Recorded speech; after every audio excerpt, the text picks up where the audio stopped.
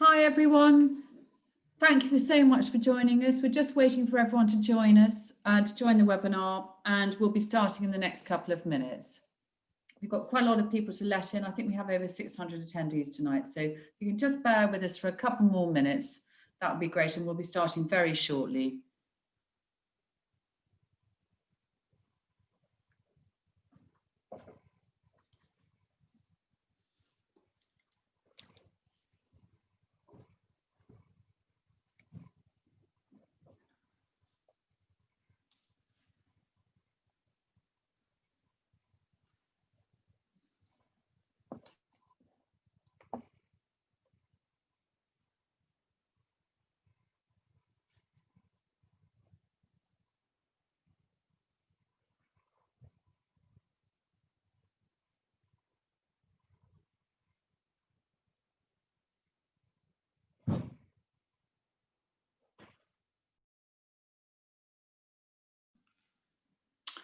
For those of you who just joined, we're waiting a couple more minutes just to let everyone in. We've got a few more to come yet, so if you could just bear with us, we'll be starting in the next couple of minutes.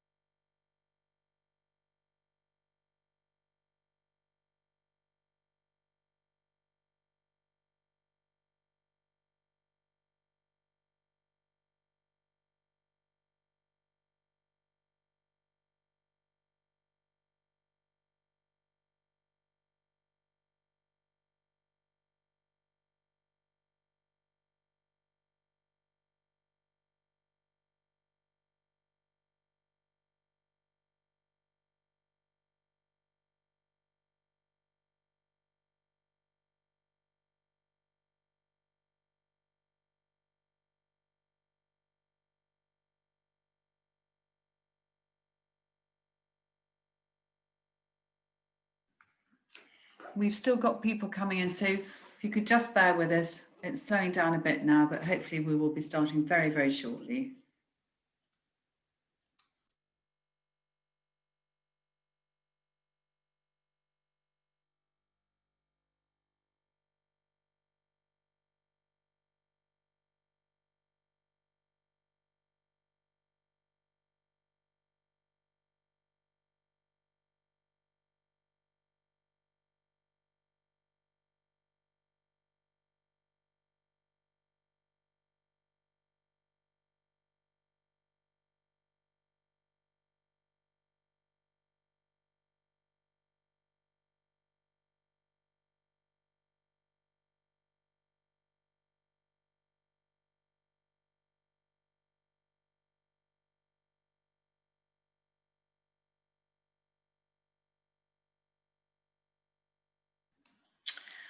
Okay, there are a few more still coming in, but I think I'm conscious that it's your evening, so I think it's best to get going.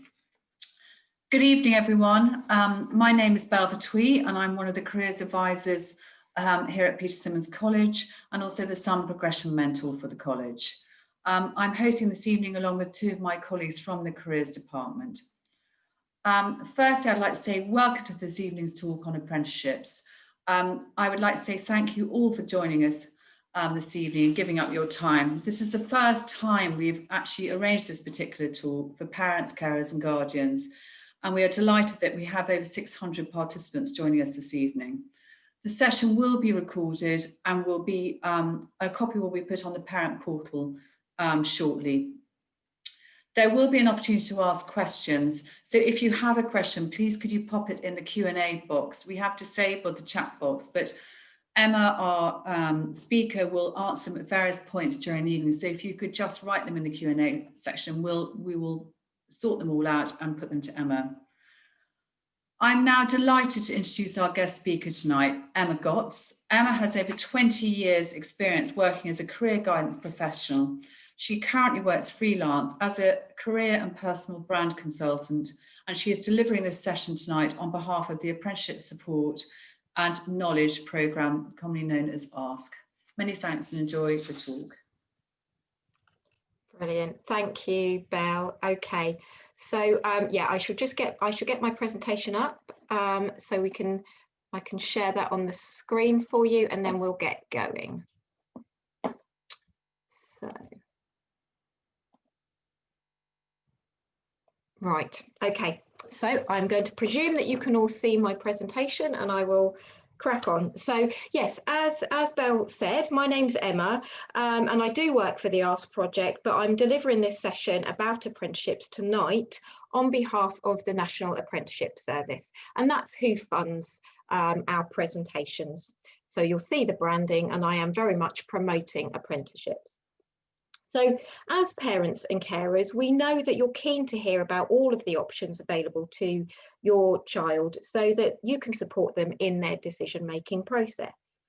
So what we're going to cover tonight is really important, because even if your child does already know what they're planning to do after college, their plans can change. And we obviously know at the moment, plans change quite a lot.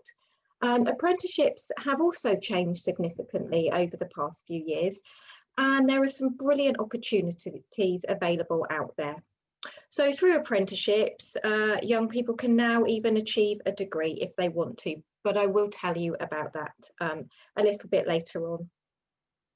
So as a country, we are obviously going through some uncertain times because of coronavirus, and we do recognise that you might be concerned about the number and types of opportunities that are available currently. But I can say that the government has recently announced its plan to support young people and their careers post-COVID-19, and it does include additional funding for employers to help increase the availability of apprenticeship vacancies across the country. And so there is a lot of work going on to make sure there are still opportunities available for them. And I will give you an example of quite a few of them that are available at the moment. Emma, the slide, we're still on the first slide. I'm not sure whether they're supposed to be moving on. No, that's fine. Sorry, don't worry, I haven't moved on yet. Thanks though, Belle. We've had a few technical issues, everybody, so we're all quite anxious that the slides are going to work. But so what I'm going to talk about this evening is the range of apprenticeship job roles that are available, the different levels of apprenticeships, how you find an apprenticeship, and then what you need to do next to start searching and applying.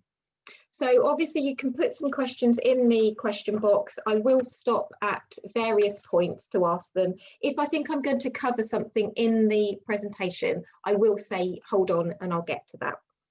Okay, so lots of people get confused about apprenticeships, and that is probably because they have been around for hundreds of years and they have changed quite significantly quite recently. I'd say in the sort of last 5 years. So apprentices do earn a wage, and it can be a good salary, but we'll talk about that in a moment. They will work for at least 30 hours a week, and this will include paid time to complete their studies. Although I have to be honest, most apprenticeships are between 37 and 40 hours a week, which is kind of standard, isn't it, for most jobs. So the employer will invest their time and money in helping the apprentice to gain qualifications and valuable new skills and experience. They'll be given real responsibilities and expected to work hard just like anybody else in the company, okay? They'll also be supported by a training provider, and the training provider will help them to achieve their qualifications and make sure they complete their apprenticeship. So they'll work with the employer to help the apprentice, so this is the training provider, will work with the employer to help the apprentice to prepare for their endpoint assessment. And that's what they call the final assessment for an apprentice to ensure that they can do their job that they've been training for. So it's not an exam, it's called an endpoint assessment. So that's just sort of a difference in terminology really than we're probably used to in education. So because it's a full-time job, real job, they will also have a contract of employment, and that will include things like holiday pay, exactly the same as any other member of staff working for that company. It's important to understand that an apprenticeship is a real job with a real employer. Apprentices will spend time working alongside other people and learn from their experience. There is a myth that apprenticeships are just like work experience, where they might be given basic tasks like making tea, but that really isn't the case anymore. Not that I don't think it was ever really the case. Okay, so, we've kind of talked about some of the myths about apprenticeships, and, it has changed over significant years. And so some of those myths just probably need a little bit of busting. So the first thing to remember is that apprentices do get paid a salary. And, it's not the most highly paid thing is the wrong word, sorry, to go into. But legally, an employer must pay the apprenticeship national minimum wage, which is £4.15 an hour. Now, this is lower than the normal national minimum wage, but it does recognise that some people will be going into their first job with no experience at all. The good news is lots of employers do pay more than that national minimum wage for apprentices, not as easy to say.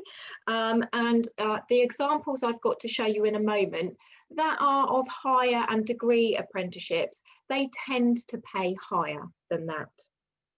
Okay, so it's important to remember that if your child does come across an apprenticeship and that they're interested in, that they shouldn't be put off by the pay if it is initially low.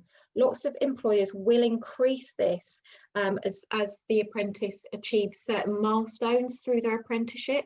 And quite often, like some lucky people at the moment, the wage will go up incrementally annually as well. And of course, once they've qualified, they will be able to earn whatever the going rate for that particular career is. Okay, one more slide and I'll stop for some questions. So just to focus in really on the different delivery models. There are many different ways that an apprenticeship can be delivered, and it will differ depending on the organisation and also the training provider who's delivering the learning element of the apprenticeship. So for some apprentices, the off-the-job learning is delivered at work, and this means a tutor will come and teach them independently in their workplace. Another method of delivery is attending a college or a local training provider. So the apprentice might attend once a fortnight or once a week with other apprentices who work for other companies in the local area. These options do both vary at the moment due to obviously the situation we're in, and many apprentices also find that they will carry out a lot of their learning online, and obviously that has increased a lot over the pandemic. Okay, I'm going to stop for questions at this point. So I will turn my video back on so you can see me. If anybody wants to ask some questions, or careers department, if you want to give me a few of them. Okay, one thing, we've had a couple of questions asking if this session is going to be recorded. It is being recorded and will be put on the parent portal at some point in the next few days, hopefully by the end of this week, if not early next week. But yes, the whole session is being recorded. So we've had first question, how long do the apprenticeships last? I'm going to answer that in a few slides time, but I'll say it now and I'll probably repeat it again. So apprenticeships have to last a minimum of 12 months. They can last up to 6 years depending on the level and depending on the apprenticeship. Okay, thank you. Okay. Here's another one. Can you advise about apprenticeships in the arts?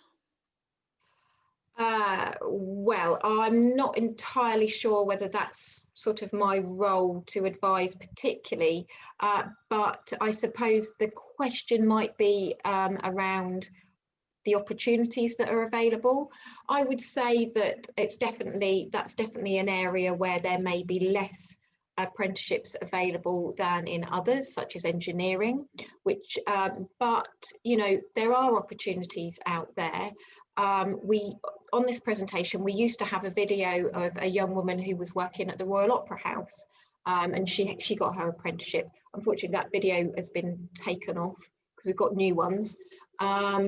But, you know, there are opportunities out there. My suggestion would be, if your son or daughter or your child is interested in working in a very particular area, then they need to do some research and, you know, contact companies or places that they would like to work to ask if they do offer those opportunities. I will show you the National Apprenticeship website where you can search for apprenticeships, and I will show you that later on in the slides. I hope that gives a little bit of way to answer the question.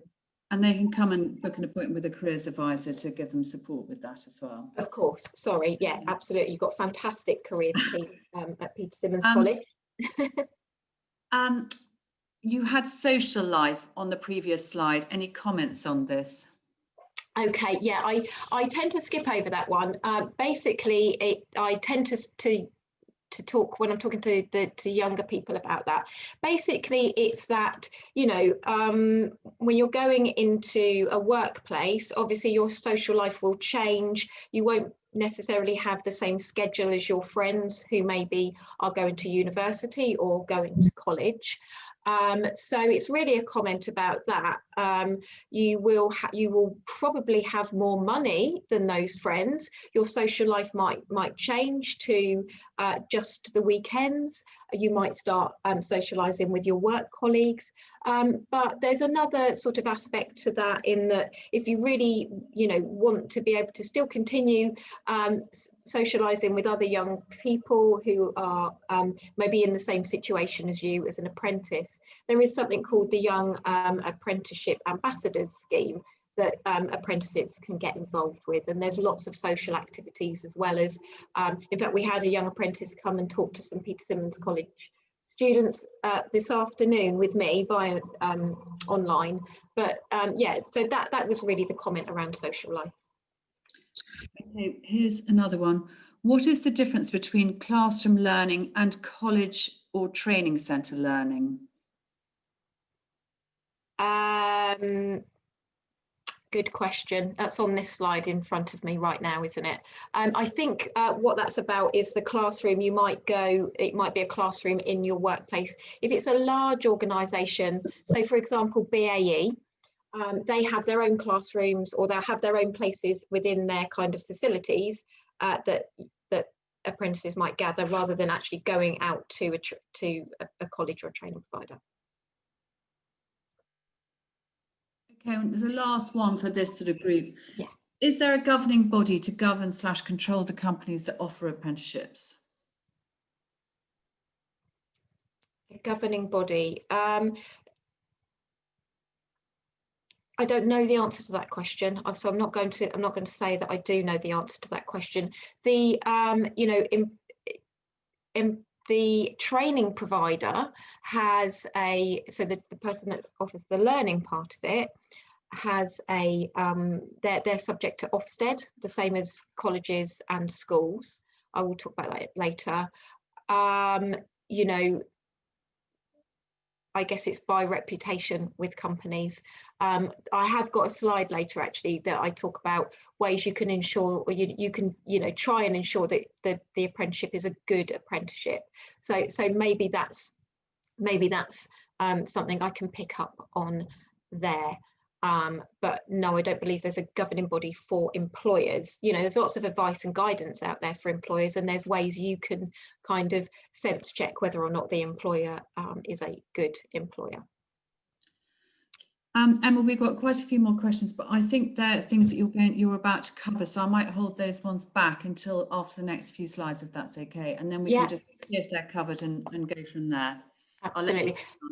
Okay, can I just check, am I still sharing the slides? You can still see the slides? Yeah.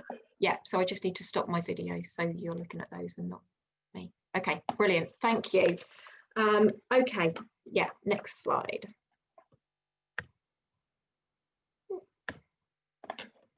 Frozen, why is it not going? Ah, okay, good. Okay, so when we do talk about apprenticeships, people often think about plumbing, electrical, maybe construction trades, and there are some brilliant opportunities in all of those areas still. But there are many, many more apprenticeship routes opening up. And, you know, this slide just gives you a taster of some of them. So accountancy, aviation, the so NAS, the national, oh gosh, I can't think what it's called now. Anyway, air traffic control, sorry. That there's now an air traffic control apprenticeship been released just very recently. There's lots of creative and digital, cyber security. I know there was a little bit of controversy about government promoting cyber security, but actually there are quite a few cyber security apprenticeships available out there at the moment.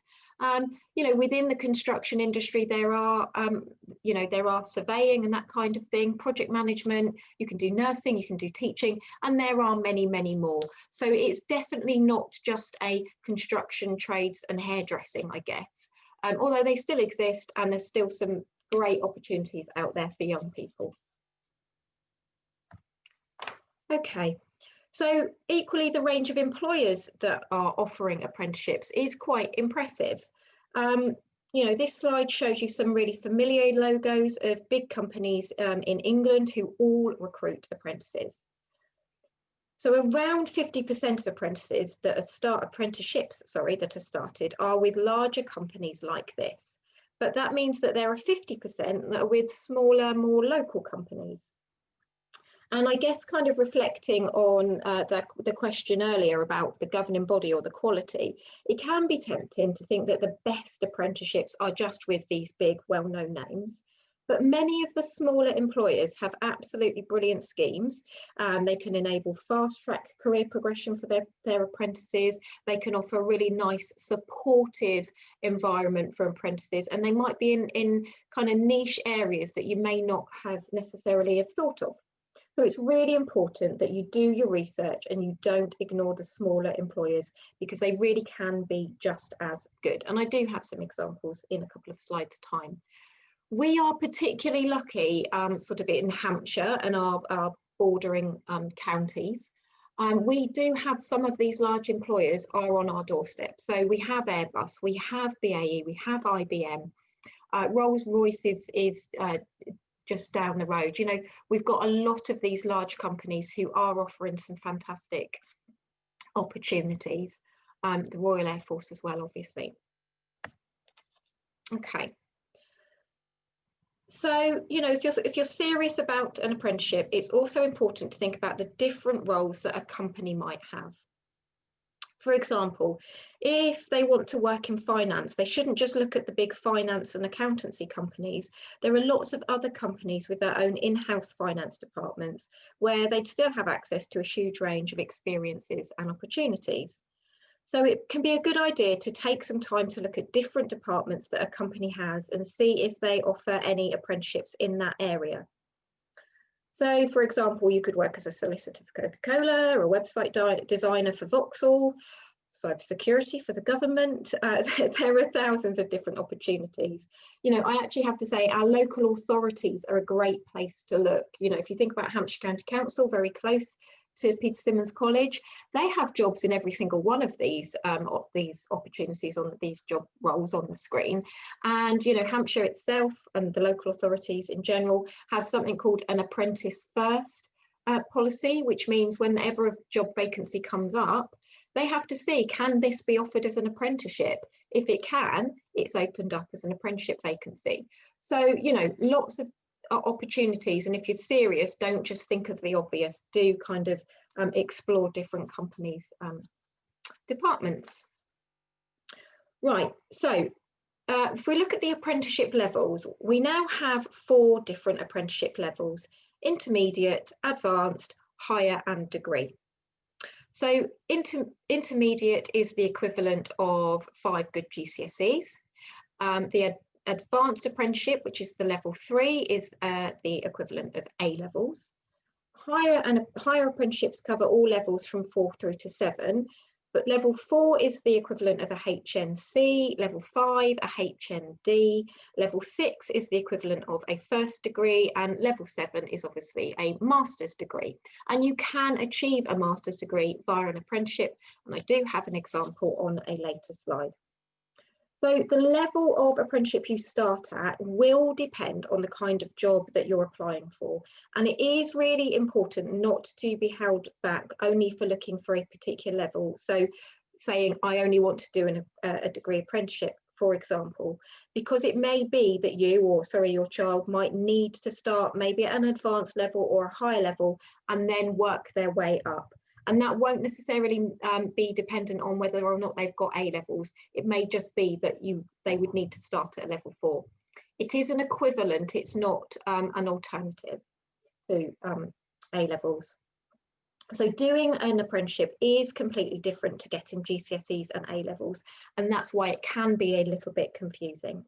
So keep an open mind so that you and your child can explore all of the opportunities available to them. Right, let's focus in on higher and degree apprenticeships. They are a real alternative to following that traditional route of going to university as a full-time student. They offer all the benefits of higher education with none of the cost. So apprentices will not only be learning, but they will be earning a salary from day one. With a degree apprenticeship, they are much less likely to build up any debt because tuition fees are paid for by the government and the employer. So the fees are paid for, and they will also be earning a wage. So it's a bit of a double win, in my opinion. More than 100 universities across England offer degree apprenticeships now, and that does include all of our local ones.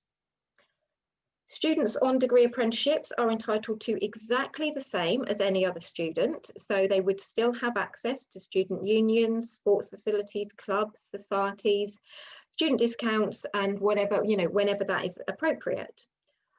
In the past, going to university was seen as the best way to advance your career to a higher level, but with current competition for jobs amongst graduates, it may not be the best route for your child.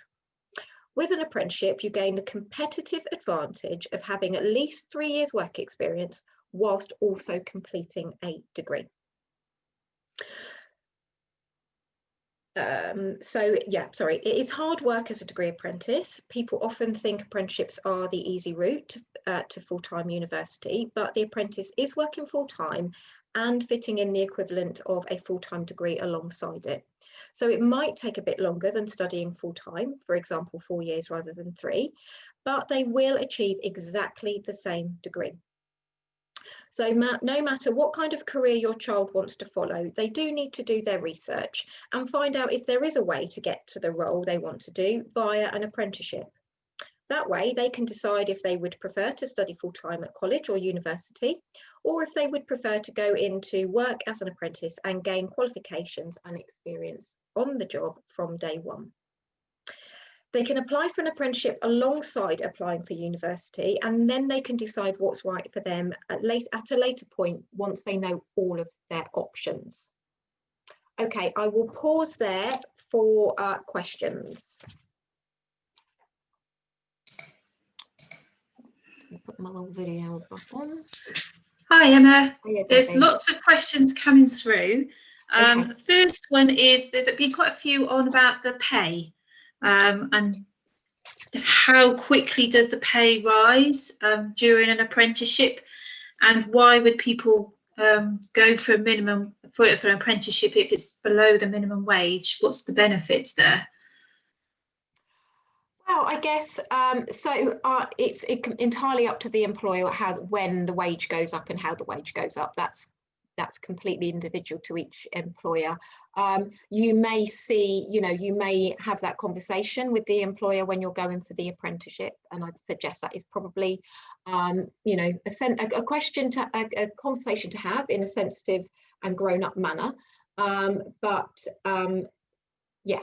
So it is completely dependent on the employer for that question. Why would somebody go for a job below the minimum wage? Well, to gain experience, to gain qualifications, and get yourself there quicker than maybe you would if you were going to university. If you start an apprenticeship, you might be starting on the national minimum wage for apprentices, but you're still earning more than somebody going to university who's not working. But you'll get or going to college. I think it's I think it's one of those things that you sort of have to sort of think about the greater good and where it's going to get you in the long run. Okay, and it's not just all about the money, it's about that experience that you're gaining and what your CV will look like once you've completed. I mean, I'm going to be honest, if I, as an employer, if I see somebody who's just graduated from university, they've been to university, they've got their qualification, if I see their application form in front of me, and I see somebody who's got exactly the same degree as the person who's been full-time to uni, they've got exactly the same degree, but they've got between 4 and 6 years work experience alongside that degree, I'm going to find that person more attractive than the graduate with no experience. So yeah, that's may not have necessarily answered your question, but it's a comment. Okay, Debbie. Thank you. Another question was how many people apply for each apprenticeship? So how competitive is it, I suppose? Again, you know, that's quite an individual question. I would say for some of the really popular apprenticeships, lots of people apply. I mean, BAE, I am picking on BAE Systems tonight, and I've got a couple of examples of their apprenticeships, but they have just opened their apprenticeship window and they do have a wide range. They are extremely competitive, lots of people apply. It is not an easy apprenticeship to get into. There is quite a process to get through. Not everybody gets through. So, you know, it's competitive, absolutely. You know, some others may not be as competitive. I guess it's you have to think of it like you would when you apply for a job. It is, you are applying for a job basically, so your son or daughter or your child will be applying for a job, and so it could be as competitive as any other job, really. Great, thank you. The question was about expectations, and obviously working towards a degree or the apprenticeship, will there need to be done assignments outside of the working day? Yes. I think so. I think, you know, there will be an expectation that you get, you know, you work, you know, it's, like I said, it's not the easy option. They do get 20% of their time, absolutely 20% of their time is dedicated to the study, the learning element. If they can do all of that within that 20% of time, brilliant. Not everybody does. You know, actually, Belle from the Careers Department and I were with a degree apprentice today who was talking to some of your students, and you know, he said he gets it done, and he does 1 day a week. He gets it done. You know, he gets a lot of learning almost by osmosis, you know, from the colleagues he's with. So he learns all the on-the-job stuff and then applies it to the assignments. So you know, you are learning what during the day while you're working. You know, you've got that 20% of the time to do the assignments. I imagine not everybody will get it done in that time. Yeah. Yep. Okay. There's lots of questions about how do you do the research and where and those things, which I'm sure you're going to go on to. So yeah. I won't ask anything like that, but just one last one was about the age limit for apprenticeships, especially for those students that might be taking a gap year or decide to do something. And what's the age range? There is now no age limit to apprenticeships. So at the end of this, parents, if you've watched this and you think, I want to be an apprentice, you can apply to. Yeah, there is absolutely no age limit to apprenticeships anymore. So you can apply whenever. Okay. So are we good to go again, Debbie? Or yes. Okay, just wanted to check. Okay, right. Let's get going. Oh, next slide. Come on. It's frozen. There we go. Sorry, everybody. Right. So let's just focus in very quickly on the vacancies that are available at the moment. So I did a vacancy search around Peter Symonds College this morning, and what I found, so I did the vacancy search on the National Apprenticeship website, which I will show you in a little while. What I found, there were 46 vacancies around 5 miles of the Peter Simmons postcode, 10 miles it goes up to 153, 15 miles we're up to 352, and within 20 miles there's 683. So what you can see is that if you're willing to travel further, the opportunities are greater. Now, you know, for a young person, 20 miles might seem like a really long way to travel. Hopefully you will realise that actually that's quite an average commute to work, and actually a lot of people go even further. So yeah, that's something to think about. Now, if I was doing this presentation this time last year, the numbers would probably have been higher. You know, we do have to acknowledge that, you know, all opportunities have been affected by the coronavirus pandemic, and that includes apprenticeships. But I think it is positive. There are growing numbers of apprenticeships out there. You know, those larger companies that I showed you on that slide, they've opened their apprenticeship window, which is the kind of phrase we use, and they're offering exactly the same amount of apprenticeships that they did last year and the year before. So, you know, and you know, I mentioned at the beginning that the government are offering incentives to employers to get them to offer apprenticeship vacancies. So yeah, I think it is a positive outlook out there, not as positive as anybody can be at the moment. Right, oh come on, oh yeah. Oh, can you hear? I'm hoping you can't hear that, but it's talking to me. This slide. Oh, okay, I'm just going to hope you can't hear that. It's gone quite echoey, Emma. Okay. This slide is something that's is playing a pre-recorded thing. I recorded something else, but I'll carry on and hope that you can hear this. So yeah, what you can see here, I've chosen to show you some apprenticeships from level 4 all the way up to level 7. So you've got Kinetic, a nice large local employer. They are offering, this is just one of their opportunities at a level 4, so equivalent to A levels, and that the salary there is just over £15,000 a year. Not a bad starting salary, well above the national minimum wage for apprentices. We've got an insurance apprenticeship, another level 4, that's £19,000. That's a smaller company. A digital technologies apprenticeship, a level 6, a degree. Another small company, they're offering it at £19,000. BAE Systems, I do have, so I've got a level 6 and a level 7 example there. They're being a bit cagey about what they're offering. They're saying it's competitive. To be fair, their level 3 and level 4 apprentices earn starting wage around £15,000. Their level 6 and 7, they start around £19,000 to £21,000.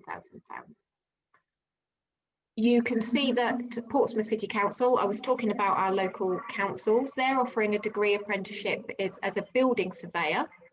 That's starting salary of £21,000. It's a 6-year apprenticeship. By the end of the apprenticeship, they will be earning £35,000. So I hope that goes some way to reassuring some of you about the kind of the level of the wages, certainly at level 4 and above.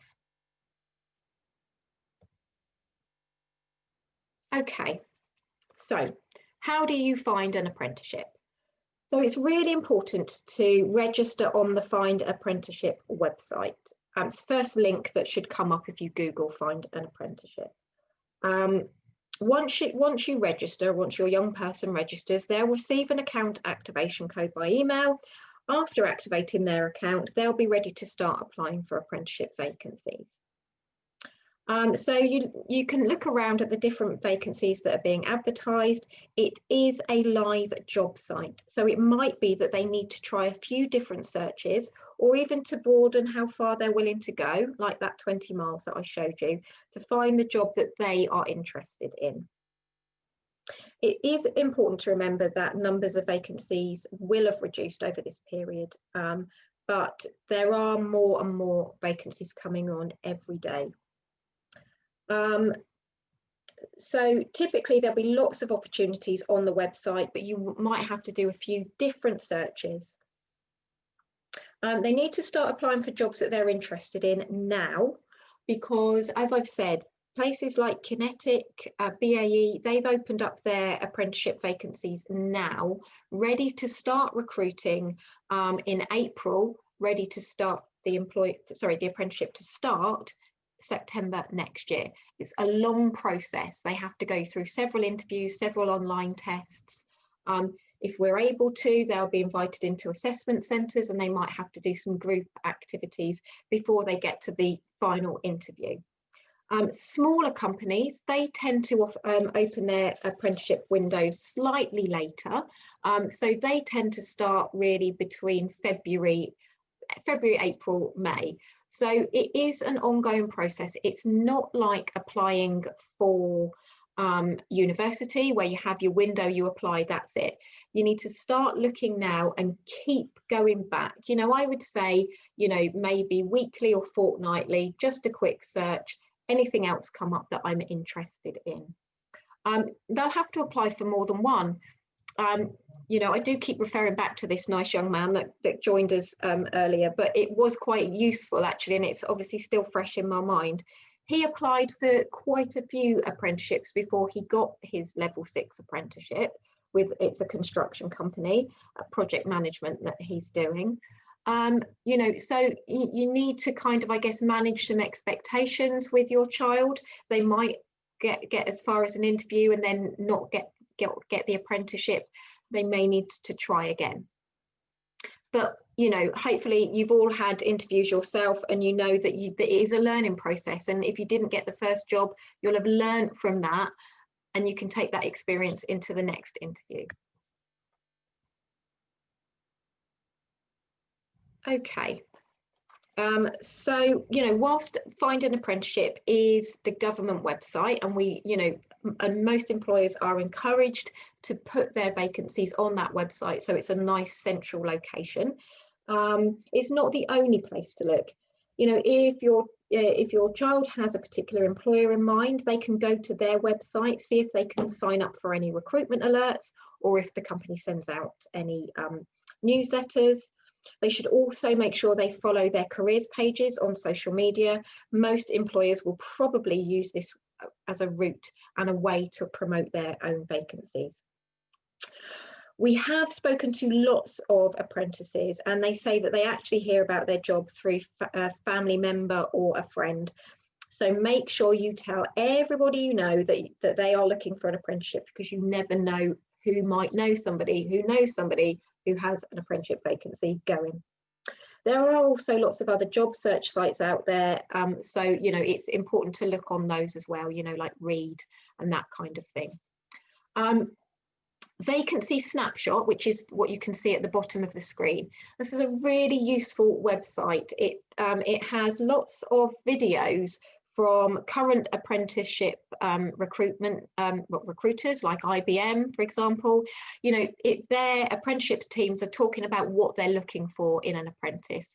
They also have interviews with current apprentices talking about the process, what it was like, and lots of hints and tips. So I definitely recommend going on to Vacancy Snapshot and having a look at the information. Right, so referring back to something a question earlier, how can you tell if it's a good apprenticeship? So it will be personal to each young person and each employer, but a few hints and tips are, you know, do ask what they're being paid. Yes, there is a national minimum wage. It is £4.15 an hour.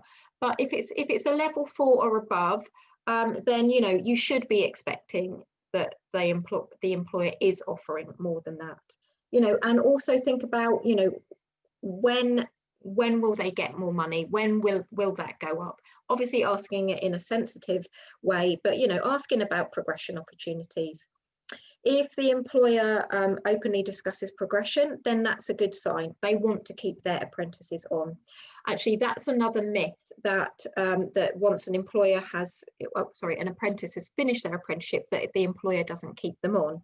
What we know is that 90% of apprentices stay on with their employer once they've completed their apprenticeship. And of that 10% that maybe don't stay on, quite often they move on because they're qualified and they can look for a job with promotion opportunities. So it is, you know, I think it's a safe bet, 90% that get kept on. So yeah, think about a progression opportunities. Look on the employer's website. Do they talk about apprentices? Do they, you know, are they sharing any apprenticeship success stories? That's also a good thing to do. Is it a permanent or fixed position? I've talked about that. Sorry, I got ahead of myself on my notes. You know, if it is a fixed term, if they say they're not going to keep the apprentice on at the end of it, or they aren't able to, what help do they give them? What support do they give them to move on and find somewhere else? Do they offer exit interviews? Do they offer, you know, positive references, that kind of thing? I did say about the training provider. So training providers, the ones who offer that learning element, they are assessed by Ofsted like schools and colleges. So you can find out who is the learning provider, and you can have a look at their Ofsted report. I think those are probably the key things to be thinking about, really, as far as knowing that it's a good apprenticeship. Can you talk to any, actually one other thing, can you talk to any of the apprentices, or are there any members of staff who used to be apprentices that maybe could come and talk, or that you could have a chat to? Right, I mean, that's pretty much everything that I needed to talk to you about as far as the presentation. On the apprenticeship website, on amazingapprenticeships.com, there is a parents pack which has got lots of really useful information. So I really would encourage you to go onto that, amazingapprenticeships.com. You can sign up for the parents pack, and there'll be lots of advice and support for you. If you're really interested, you can follow us on the social media, Twitter, Facebook, Instagram, and LinkedIn. There's all sorts of information, you know, being provided via those routes. And so, final set of questions. I'm guessing there's quite a few, so I am here for them.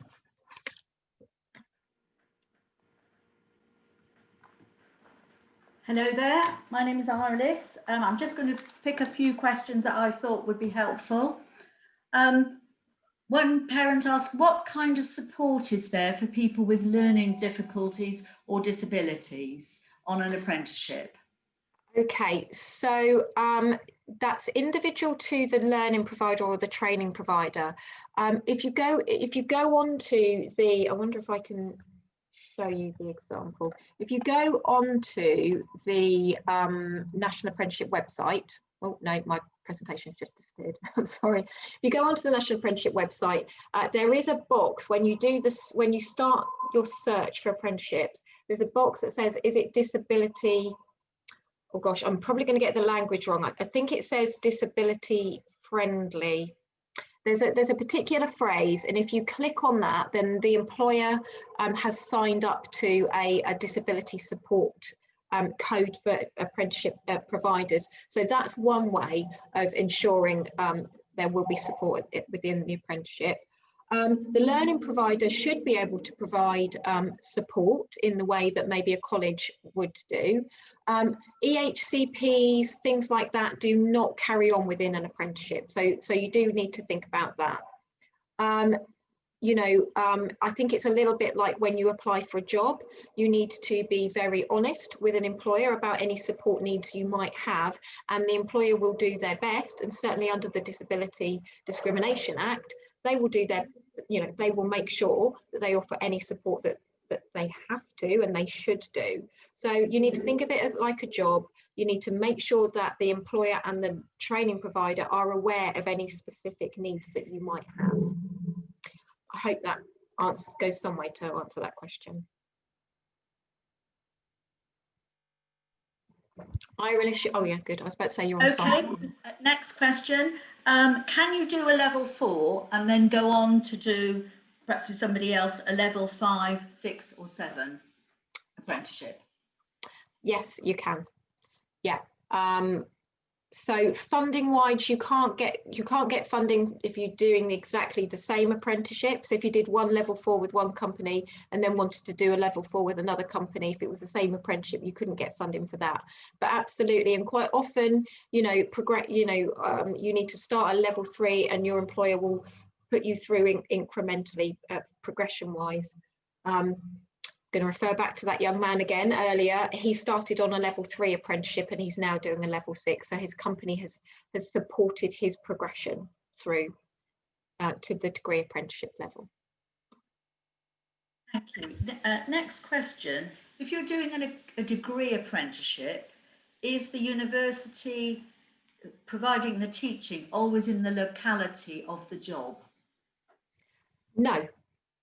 No, they can. It really depends on what the degree is you're doing, or what the job or the apprenticeship is that you are doing. No, quite often they'll have, you know, the employer will have a link with a particular university. So no, it may not be your local university. But you can apply for degree apprenticeships through universities. At that point, you might be able to do that if you find your employer to support you through the apprenticeship. When would a student apply if he would like to, or he or she would like a gap year? Can they defer their place?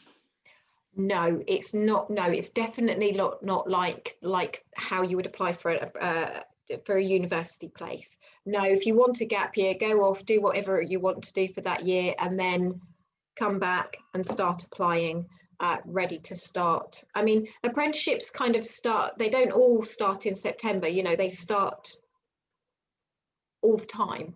So no, go off and do that and come back when you're ready. But I guess you have to be mindful that those larger employers like Kinetic, Airbus and BAE, you know, they do have quite a specific apprenticeship window, starting now, closing in February, ready to start in September. So you might want to think about that. You might want to do a bit of research on specific company websites if there is a specific company that you'd really like to work for after your gap year.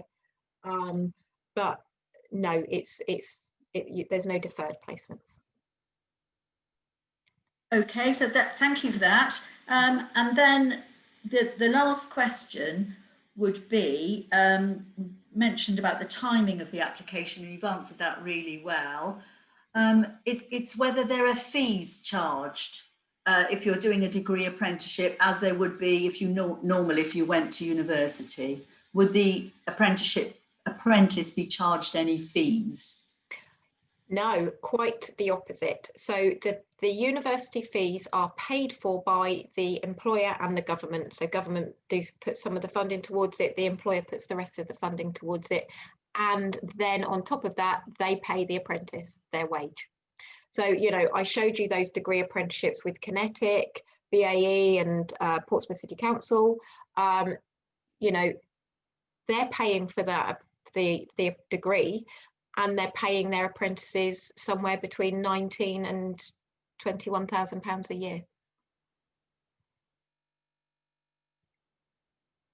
You're on mute, Irelis. I think that's all the questions I wanted to ask. Thank you very much. Thanks. Okay, you're welcome.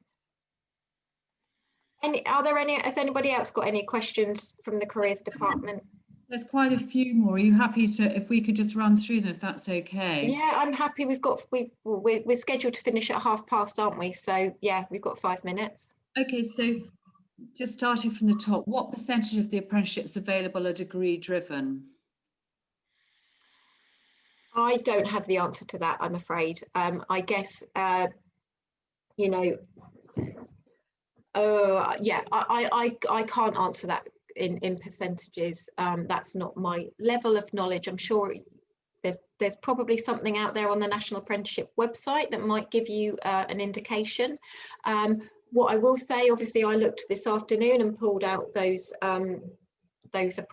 degree apprenticeships. I think when I did a search on 20 miles around the postcode, I think there was something like 67 degree level apprenticeships. So And that will be, there'll be, you know, so something like Kinetic, there might be 5 apprenticeships available at that level. So, you know, there's a fair number. There's a fair number out there for sure. Okay, another one. If a student is still undecided about their career, will an apprenticeship just narrow the options available to them afterwards? So they will be qualified to do whatever the job is that they've trained to do, the apprenticeship. So if it's digital marketing, they'll be qualified as a digital marketeer. You know, if it's project management, they'll be qualified in project management. So, you know, I guess like all of us, we have it with, you know, whichever job we do, we gain transferable skills. So, but yeah, if you did project management, you're not qualified to be a dentist. But if you did a dentist, you're not necessarily qualified to do project management. So it's, yeah, you're qualified in whatever the apprenticeship is that you've undertaken, but you will obviously come out of that with a huge range of transferable skills that could be used in many different areas, depending on the specialism.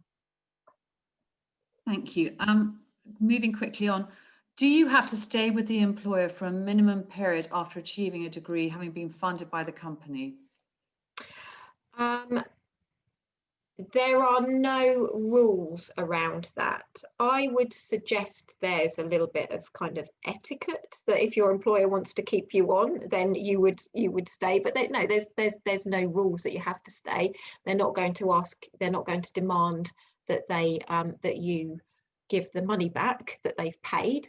So no, they don't have to. Now, it might be that with an individual employer, there might be some sort of conversation around that at the beginning, but no, they can't make you.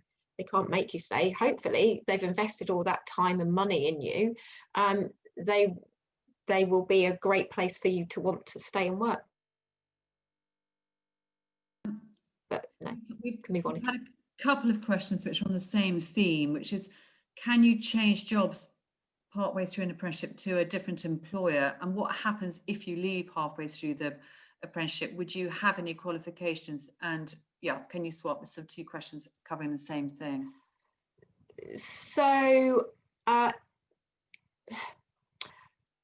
probably the overall answer to that is not really. But you know, if you have started, say, well, I'll use project management.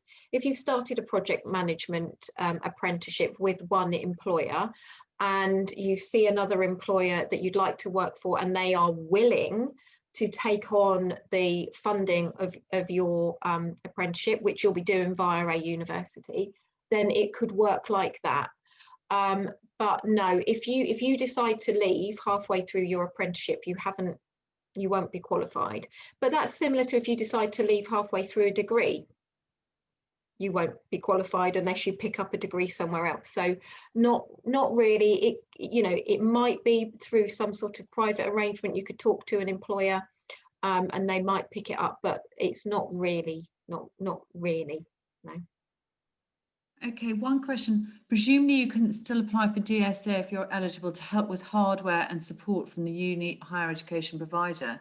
Actually, reading that one makes me think that's a university issue rather than an employer issue, I'm guessing, isn't it? Yeah, I mean, I'm going to be honest with you. I don't feel confident enough to answer that question. I don't think my knowledge is great enough. You know, if university specific, yeah, and career department, if you're able to maybe look into that. If you can't find the answer, then, you know, come back to me and I will see what I can find out. But I think that's, yeah, I don't feel, I know enough to be able to give you an answer. I don't want to give the wrong answer. We're nearly there. Sorry, so many fantastic questions. Are all of the large customers on the logo slide that was shared all covered in the central search and application process? All of those employers that were on that slide have signed up and they do use the Find an Apprenticeship website. So yes, but I would also say go on to their individual websites. as large companies, they do have a lot of information about their apprenticeship schemes on their websites or on their social media. But yeah, find an apprenticeship. If you go to that, then they are, you know, they will be on there. So all the apprenticeships I showed you on the slide, they were on the Find an Apprenticeship website this afternoon. Are you all right for 5 more minutes just to finish the last few questions? Yeah, I'm good. What is the career performance for those taking an apprenticeship degree and those who have a university degree? I don't understand that question. Sorry. I think it's meant that is there a sort of a higher degree, a higher trajectory from those who've taken an apprenticeship degree or those who have a university degree, whether there's any difference in them sort of 5 to 10 years after qualification?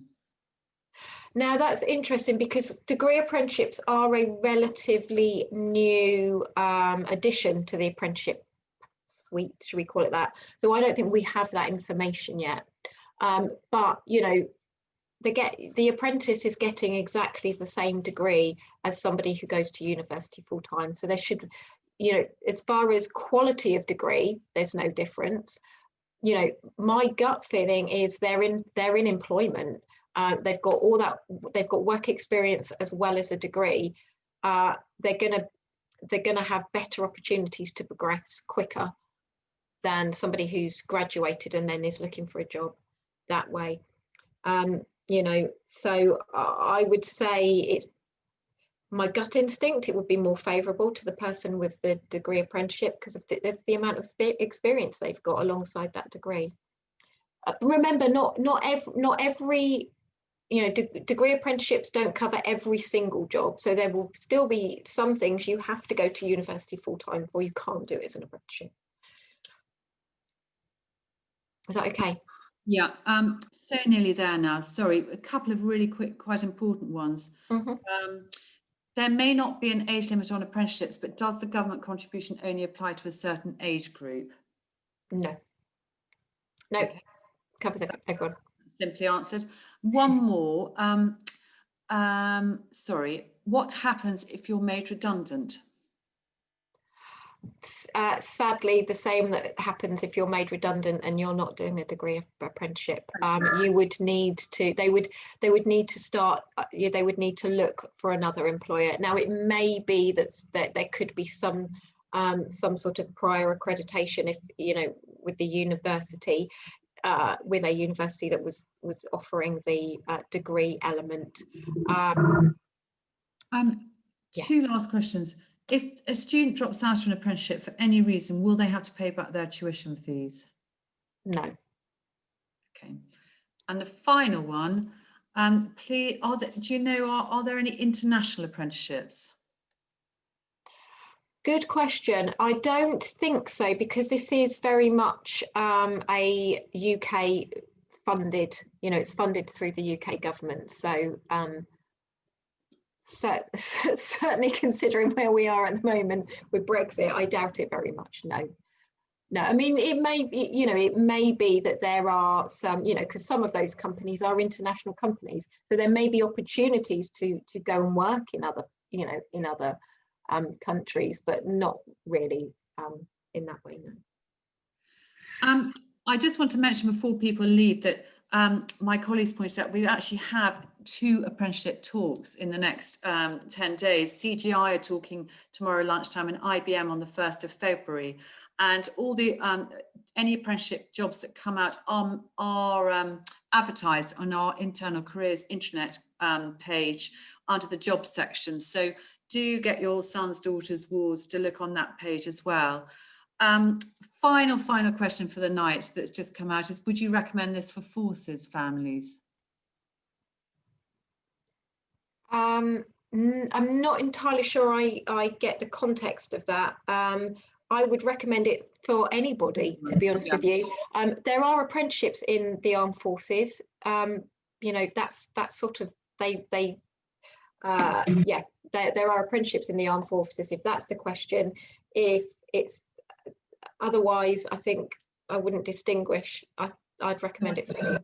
I think she's saying forces because forces families move location. I think that's the point. So if the students sort of, you know, if the young person is based in, I don't know, Southampton for their apprenticeship and then living with their family and then they move to wherever, I suppose that's possibly an issue. It's remember what I said sort of right at the beginning. An apprenticeship is a job. So if you think about it as a job with training, so it would be the same as if you had employment and you had to move somewhere else. You would have to move job. You know, you wouldn't be able, they wouldn't be able to kind of transfer you somewhere. No. Okay. Thank you so much, Emma, for talking to us all this evening. And thank you. Your webinar was absolutely fascinating and full of lots and lots of useful advice. I'd also like to thank all of our parents, carers and guardians for listening and asking so many really interesting questions, really useful questions as well, putting us all through our paces. I hope you all found the talk useful and enjoy the rest of your evening. As I mentioned earlier, but just will say it again, it has been recorded, will be put on the portal and in the next couple of days. So if you've got any questions, do email us on careers@psc.ac.uk and we can forward those on to Emma. Or, as I say, encourage your sons, daughters, wards to book an appointment with a careers advisor if they've got anything, you know, if it's inspired any of them today. And please enjoy the rest of your evening. Many thanks for joining us. Yeah, thank you. Okay, I shall leave and get in contact with you. Careers Department, thank you so much for the opportunity to speak to such a large amount of parents. And yeah, hope it was good and I'll be in touch tomorrow. Thanks, Emma. That's fantastic. Okay. Thank you so much. You're welcome. Night, night.